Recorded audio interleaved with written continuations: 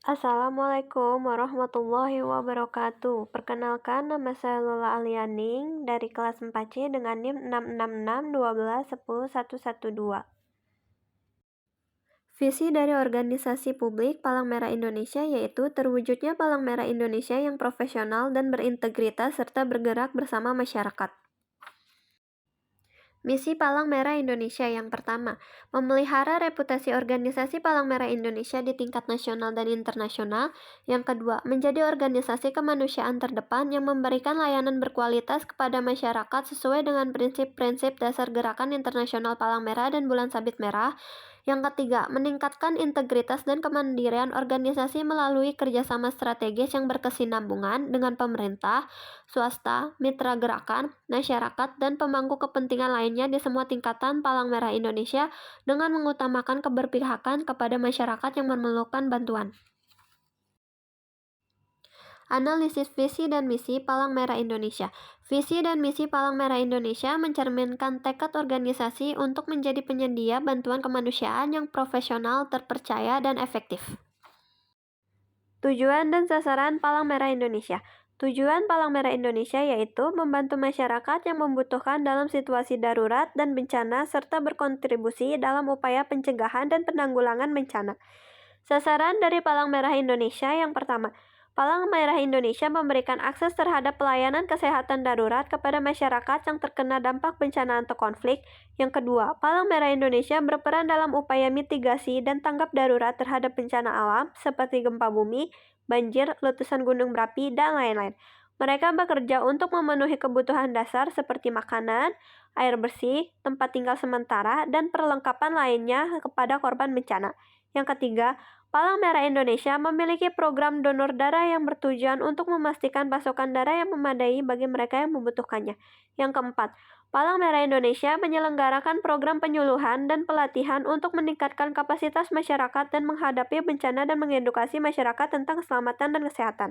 Analisis tujuan dan sasaran Palang Merah Indonesia yaitu dalam menjalankan tujuan dan sasaran Palang Merah Indonesia bekerja sama dengan berbagai pihak seperti pemerintah, lembaga internasional, lembaga kemanusiaan, dan relawan untuk mencapai hasil yang optimal dan memberikan bantuan yang dibutuhkan oleh masyarakat yang membutuhkan.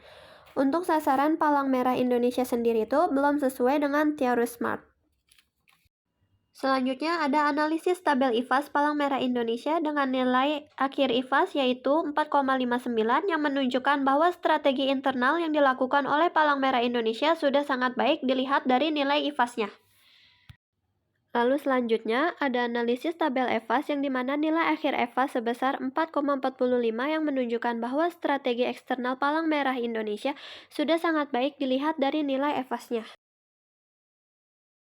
Selanjutnya ada analisis diagram kuadran SWOT yang dimana Palang Merah Indonesia berada pada kuadran 1 yaitu strategi agresif. Pada Palang Merah Indonesia dengan memperluas jaringan dan menciptakan kehadiran yang kuat di berbagai wilayah, hal ini dapat dilakukan dengan membuka cabang-cabang baru atau pusat-pusat pelayanan di daerah yang belum terjangkau atau belum memiliki kebutuhan kemanusiaan yang tinggi. Dengan melakukan penetrasi wilayah yang agresif, Palang Merah Indonesia dapat lebih efektif dalam memberikan bantuan dan layanan di seluruh Indonesia.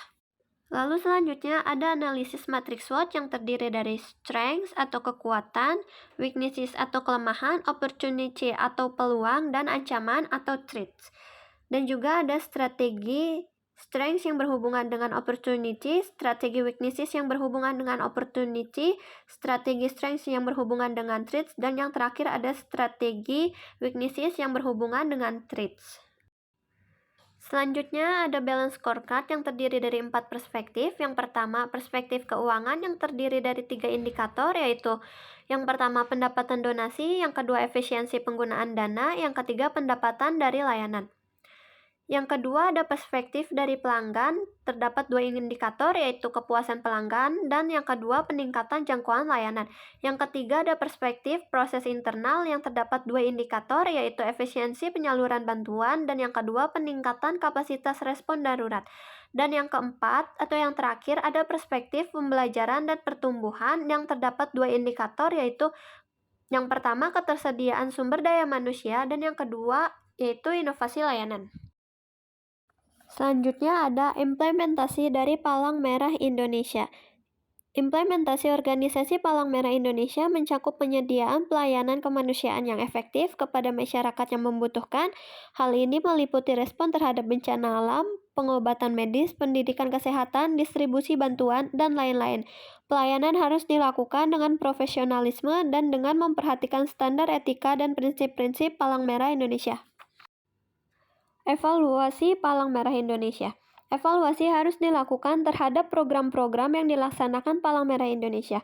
Hal ini meliputi penilaian terhadap keberhasilan program, dampak yang dicapai, serta kesesuaian dengan tujuan dan target yang ditetapkan. Evaluasi dapat dilakukan melalui analisis data, wawancara dengan penerima manfaat, dan pengukuran indikator kerja yang relevan. Sekian dari saya, kurang lebihnya mohon maaf. Wassalamualaikum warahmatullahi wabarakatuh.